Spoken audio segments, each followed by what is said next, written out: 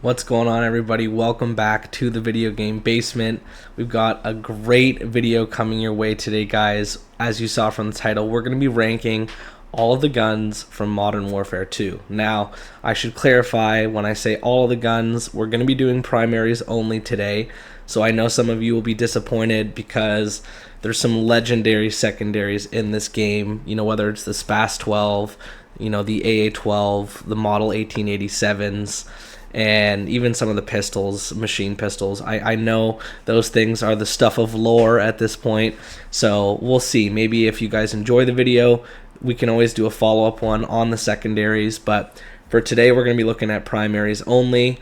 Not to worry though, there's still tons of guns to cover. There was a lot of options in this game, and I think that's part of what made it so fun, is building your own classes and figuring out, which builds you wanted to go with. And not to wax poetic here, but playing this game and going back makes me realize how perfect they had the class system in this game, where there was just the right amount of customization without it becoming overwhelming.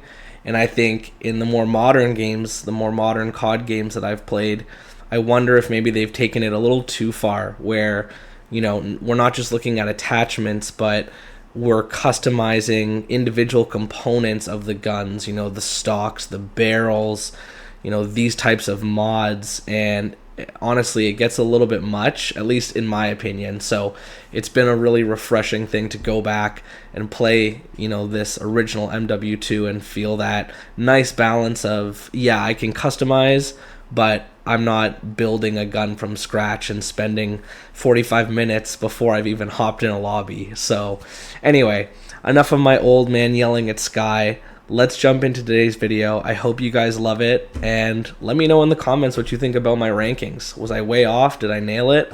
I'm looking forward to hearing what you guys have to say. So let's jump right in.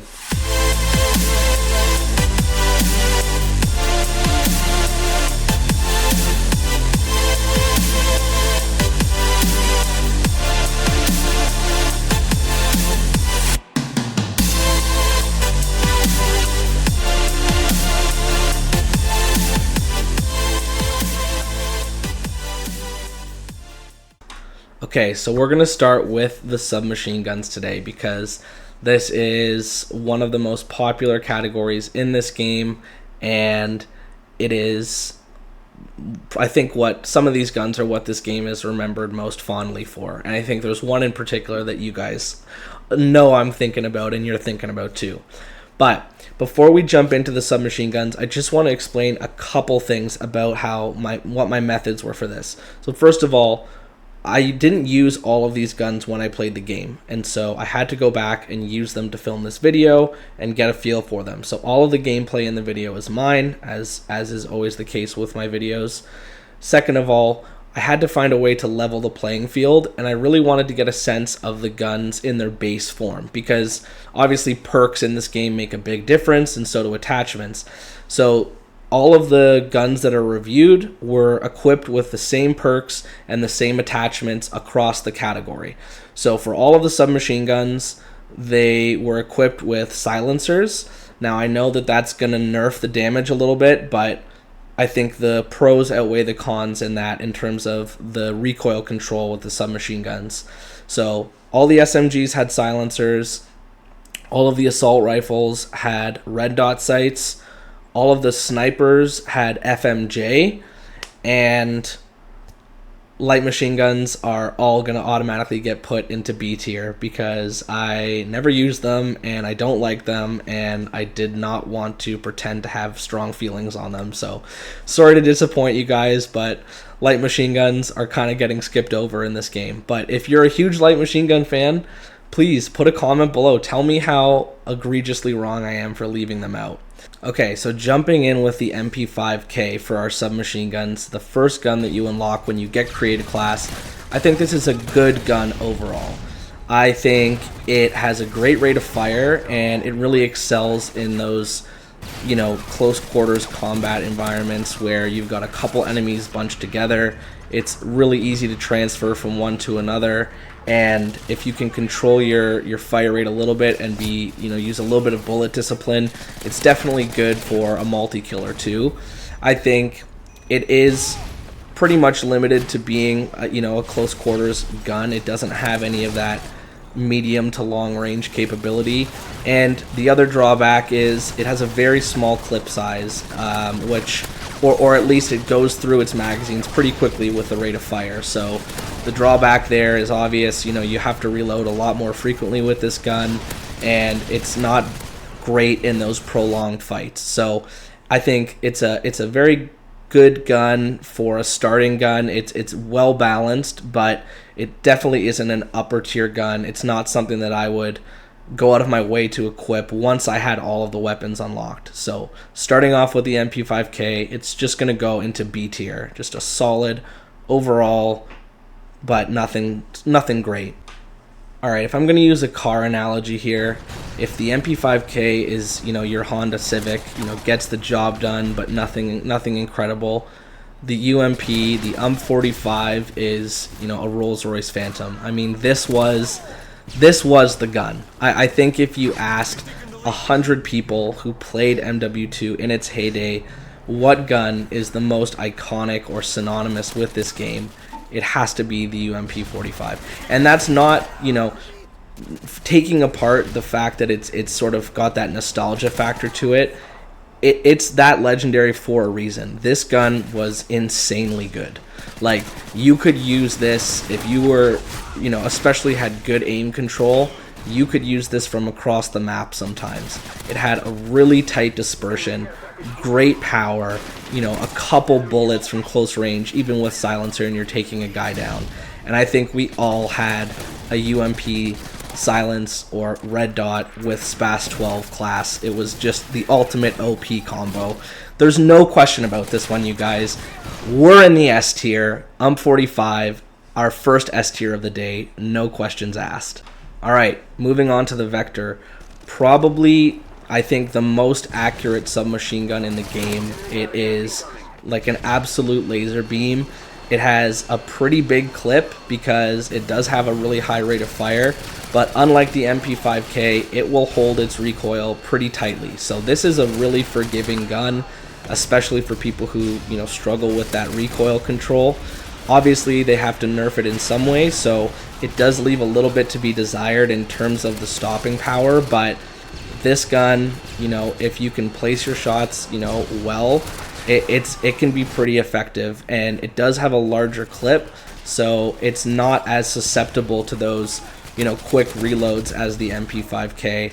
I really like the Vector. I think the Vector in, a small map or even a medium map can be a really good asset, and because of that quick rate of fire, it can be a good self-defense tool when you're kind of, getting cornered by someone.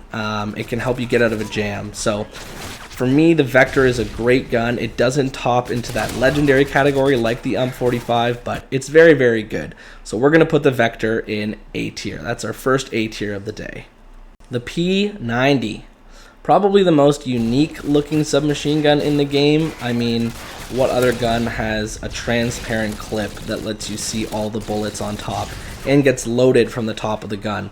This is a really cool gun, and it's showed up in video games a lot over the years. In fact, I think I don't remember the name of it now. I'll put an image on the screen. But the gun from GoldenEye, there was a gun from GoldenEye that I think was modeled after the P90. So this gun has a crazy rate of fire, similar to the Vector, but I think even faster, and it's a little bit less controlled. I kind of think of it as like the Vector's, crazy cousin. It has a little bit more stopping power as, a trade-off for that, accuracy decrease.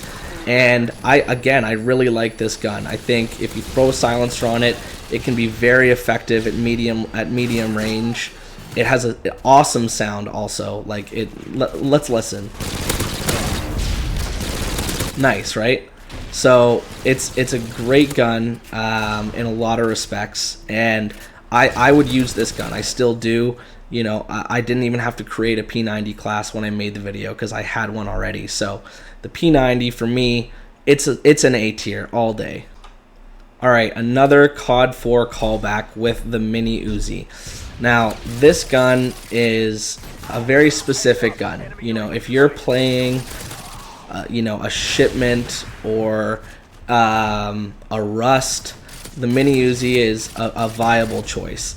Beyond that, I really don't think this gun is great at much. It lacks stopping power, and yes, it's a pretty accurate gun.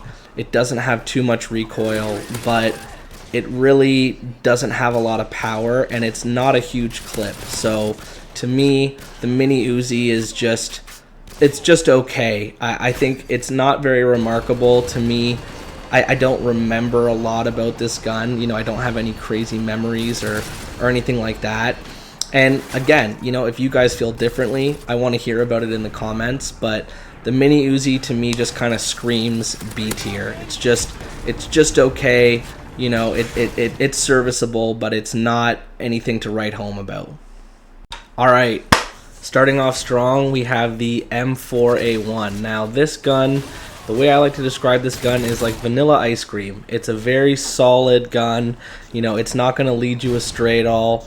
Is it, you know, the most remarkable gun ever? No, but it's very good in many different categories. So, you know, it doesn't have the top end accuracy of like an ACR. It doesn't have that really punchy firepower of, you know, a SCAR or an AK, but it's just well rounded. It's good overall, and yeah, it's good in a bunch of categories and not great in really any one category. I did like the fire rate on it, and I like the look of the gun too. So this is a solid gun. I definitely had it in my classes, and I would use it now playing the game. So for me, based on all of that, we're going to start off by putting the M4 in the B tier. It's good, not great, gets the job done, and it's just a solid middle of the road B tier gun. Okay, moving on to the FAMAS, the famous FAMAS, however you say it, the first 3-round burst gun we'll look at today. I was a big fan of the FAMAS. Now, I probably have a little bit of bias because my first ever nuke that I got when we were all desperate to get our first nuke was using this gun, and so, you know, a part of me will always remember it fondly for that. But I really like this gun. It's very, very accurate. It has good range, and it's the 3-round burst. Once you start to get used to it, it's almost better over a full auto, which we'll see with another burst gun coming up down the road. The FAMAS has good power. It's not quite as powerful as the M16, but I think the fire rate is maybe a little bit faster, and so I really like this gun. I am going to put the FAMAS into A tier. I think it's a great gun. It doesn't have that legendary status, but it's a very, very great gun in a lot of ways. So FAMAS gets A tier. Okay, on to the SCAR. Now, this is where I think we might get a little bit controversial or contentious, because I know a lot of people really loved the SCAR. I know a lot of my friends used this gun when I was playing this game, you know, in high school, and I am not one of those people. Now, I don't think that it's a terrible gun, but I think there isn't anything that it does that another option doesn't do better. So yes, it's very powerful, but so is, you know, the F2000, so is, you know, the TAR-21. It's really recoily, which I don't love about it, and overall I just think it doesn't really have anything that blows me away. And using it, going back to film this video, I used it more than I ever had, and yeah, I was not loving it, you guys. So the SCAR is going to go into B tier. Okay, it's not a horrible gun, but I certainly think there are many other options that are better. So maybe you guys are going to flame me in the comments. Let me know if this is egregious, but SCAR is going into B tier. Okay, the TAR-21. This one was a really interesting gun. I remember when I first equipped this, you know, it doesn't look like any other guns. As soon as you throw the red dot sight on it, you get that weird kind of Mars sight or whatever it's called, and it looks a little bit wonky, but this gun delivers a big punch. It's super accurate, and I like that the fire rate doesn't get it super recoily. Like, it's a faster fire rate, but you don't feel like you're losing that accuracy with the faster fire rate. It holds a pretty tight recoil pattern. So for me, this gun is a really nice balance of that fire rate, but also the stopping power, and it has a decent magazine size as well. So it kind of ticks a lot of boxes. Again, is this like a god tier, ultimate weapon? No, but I think that this is a very, very good choice. So this is going to go beside the FAMAS or the FAMAS in A tier. Okay, the FAL, the FAL. This is the only semi-auto gun in the game, I believe, assault rifle in the game, and I think it's a pretty divisive one. Like, people either really like this gun or they really hated it. They never used it. I did use it when people were playing this game live, years ago. Now, I'm dating myself here, but for anyone born, in the year 2000 or later, people used to buy what was called modded controllers, and those controllers had basically mods built into them that would allow you to exploit certain guns in games. And so with the FAL, normally you could only fire as fast as your finger could pull the trigger, or you could buy a modded controller and then you would essentially turn this gun into a fully automatic, because it would rapid fire for you. Based on the accuracy of the gun, this was a huge exploit, because the gun is super, super accurate, and when it's firing at a super fast rate, it's a pretty deadly combination. So, encountered a lot of that in the early days of this game. But mods aside, on its own, it's just an average gun. It's hard to transfer from one enemy to another. It doesn't really, lend itself to close quarters because of the slower fire rate. So for me, it's just okay. It can be useful in some situations, but overall, it's not a very good gun for most applications in the game. That, in my opinion. So we're gonna put this one in the C tier. This one is our first C tier gun. I'm sorry if you're an FAL lover. I apologize. Okay. I know you guys have been waiting on this one. It's the M16. Where to start with the M16? The M16, when it was in MW2, I think it made a lot of people really happy who had played COD 4. COD 4 was kind of my entry into Call of Duty, and the first game that I really played super intensely, for multiplayer. And the M16 was the gun in COD 4 online. And so I think the developers were aware of that, Infinity Ward was aware of that, and they made this gun sick. This gun was so accurate in this game. It's a laser beam, and it was like everything that the FAMAS had, and better. It was more powerful. I liked the sound better, and it looked sick. The M16 with red dot, I'm pretty sure 95% of the community had that build in one of their classes.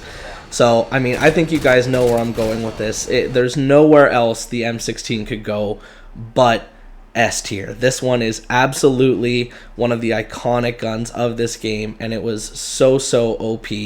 M16, S tier, all day. Alright, speaking of accuracy, the ACR. This thing is like a literal laser beam. So, if you took all of the accuracy of the 3-round burst guns and then you put it into a full auto, you would have the ACR. Now, obviously, they have to balance these guns out. So where are the drawbacks on it? Well, it's not super powerful. Obviously, stopping power can help that, but without stopping power, it does lack a little bit of punch, and enemies can kind of eat bullets, so you tend to go through ammo quite a bit. This is definitely one of those guns that I would have equipped Scavenger on, just so that I can, make sure I'm not running out of ammo if I'm going on a longer kill streak.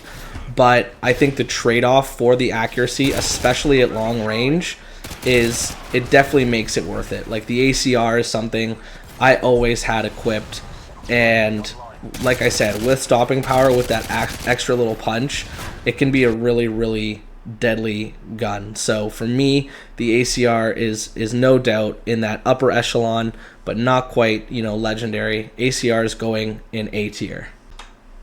Okay, the F2000. Now this is an interesting one. This was the final unlock, or sorry, the second last unlock of the game, and I remember being really intrigued by it. It looked kind of weird, and it had really, really high fire rate, so you weren't exactly sure, how it was going to work. But I think going back and using it to make this video, I hadn't used it much when I played the game, but I used it, all of this gameplay footage is me, and I had to go back and try all these guns, and I really liked it. I thought it was a really good gun. It, again, I think the faster fire rate, you kind of chew through your magazines a little bit quicker, but it does a really good job, especially in that sort of close to medium range. I don't think it makes an excellent long range gun. In fact, I think there's a clip here where I'm trying to get a guy long range, and I just end up having to go through multiple magazines. But the F2000 was a kind of a unique gun in that way. It wasn't really like the other ones. I would say it was almost bridged the gap between a submachine gun and an assault rifle. So I like it. Do I think it's something I would equip if I went back and played the game now? Probably not, just because I don't think it would take priority over some of the other ones, but it's a very solid gun. So the F2000 is going to go in B tier. It's just a solid, gets the job done gun, and it does it in kind of a unique way. All right, the AK-47. So speaking of guns that came over from COD 4, of course the AK had to make an appearance. It's probably the most recognized assault rifle in the world. It's been used in countless movies, and for good reason. This gun is a beast. You can throw it in the mud and, dump a gallon of water on it and it'll work like brand new. In the game, I think it has some really good strengths. It's very powerful, so, a couple of those first bullets, and especially if you're chest high, you're going to get the kill. But I think this is probably the least balanced of all the assault rifles. It's kind of like a more extreme version of the SCAR. So really, really punchy, great stopping power, pretty brutal accuracy and recoil. Like, this thing will go nuts if you're holding it for more than, a second of fire rate. It's pretty jumpy on the recoil, which means it's really limited in that medium to long range, which is, I think, where you want an assault rifle anyway, right? If you're playing a smaller map or playing free-for-all, you're probably just going to use a submachine gun anyway, especially with how OP some of the submachine guns were in this game. So for me, it doesn't really fit a very good niche, which is a shame because it was a cool gun in COD 4. In fact, it's the one gun that got the golden treatment in COD 4. But I think in MW2, it just didn't really feel great. And so for me, unfortunately, I'm going to have to be putting the AK in C tier as well. All right, so that wraps up assault rifles, which means we're now on to snipers. So right out of the gate here, you guys, the intervention. I mean, what can be said about this gun? I think that this gun, and I don't want to sound dramatic here, but I'm going to. This gun has changed the landscape of gaming forever, because this gun continued what the M408 had started in COD 4. To give a little bit of gaming history, the whole concept of quick scoping, kind of began in COD 4 with, those clans, the early day clans like Optic, and they really, M408 was the original name of the clan, and they started the generation of YouTube montages and quick scoping and sniping montages, and the bolt action sniper was really integral to that because it played into the rhythm of those quick scoping clips where they didn't have a semi-auto gun to then quickly transfer. They had to time that reload, and the intervention as a starting sniper really allowed people to jump right back into that when MW2 came out. The quick scoping community in this game was massive. I mean, 1v1 quick scopes on Rust. Come on, you guys know what I'm talking about. So the intervention as a gun, you know, not just its cultural impact, but great stopping power, incredibly accurate, amazing sound, and also just an iconic look. Like I could pull up a picture of this and I think people would instantly get in their feels. So intervention, it's no question about this. It's our second S tier of the day. It has to be, you guys. All right, well, it almost feels unfair to do these back to back, but I'm just doing them in the order they're unlocked. The Barrett 50 cal. Using another car analogy, if the intervention is, you know, the Ferrari that, you know, changes the car landscape and is always pushing the limits, then the Barrett 50 cal is the Lamborghini of the world that says, hey, you know what? I'm going to be in this space too, and I'm going to be even more extreme than you. The Barrett was just a sick gun. The sound, the look, the power, and basically the leg up on the intervention, you know, from a practical standpoint with that semi-auto. Now, obviously, you get a huge recoil kick, which, you know, can be a factor, you know, when you're in those situations where you're using the semi-auto when there's multiple targets. But the Barrett is just another quick scoping beast, another sniping beast, and with that semi-auto, it really allows for sort of a contingency in those close range situations where, you know, again, not ideal as a sniper, but when someone gets, you know, into your area and they're about to, you know, pull up on you, you have that kind of spray and pray mentality with the Barrett where, yeah, I'm going to fire off a couple rounds and hope one hits. That you don't really have that luxury with the intervention. So the Barrett 50 cal, it's about as iconic as it gets in this game besides the intervention and the UMP 45. Barrett 50 cal, absolutely an S tier gun. Okay, I know you guys are saying, what the hell is this? He's just firing off S tiers like there's no tomorrow. But, I mean, I have to call a spade, you guys. And I think I'm being fair here. But let's come back down to earth a little bit, because the next sniper unlocked is the MW2, the WA2000. This one, I don't know what to say about this one, you guys. I mean, I can't say I used it much when the game was out. I don't know that a lot of people did. You know, maybe it's your favorite gun. You know, maybe you're the guy that, you know, goes to Baskin Robbins and gets vanilla ice cream. I don't know. But the MW2, I think the look is the big thing that holds me back. Practically speaking, the gun is very good. It has much less recoil punch than the Barrett, which means in those situations, you know, with the multiple targets, you're able to switch faster, and it doesn't punish as much for those misses. The trade-off, again, being a little bit of a nerf on damage. You certainly find yourself in situations where you're getting more hit markers with this gun. It looks like a suitcase, like some sort of a spy gun that like is in disguise. But, you know, looks aside, practically speaking, it's a pretty good sniper overall. I think it's hard for me to put it any lower than A tier, because using this gun to film the video, I did find it was pretty effective, but I just don't really like it for the reasons I've stated. So it's going to stay in A tier. It's very effective, but it's also really dorky. All right, so we're rounding out with the M21. Now, this gun is an interesting one. I definitely used this gun when, you know, in the heyday of MW2, but I used it in a bit of a different way. It certainly wasn't, you know, the intervention or Barrett, you know, traditional sense of sniping. It was more of a throw an ACOG on it and, you know, maybe marathon or sleight of hand and lightweight, and more of a run and gun kind of, almost like a buffed FAL. Like, to me, this felt like more of a carbine hybrid between assault rifle and sniper. I think the big reason for that is the lack of stopping power. I think this is probably the weakest of the snipers, and that definitely translates when you're playing with it. You know, most of these clips, you're going to see I need like 2 or 3 shots to bring someone down. It's super accurate, though.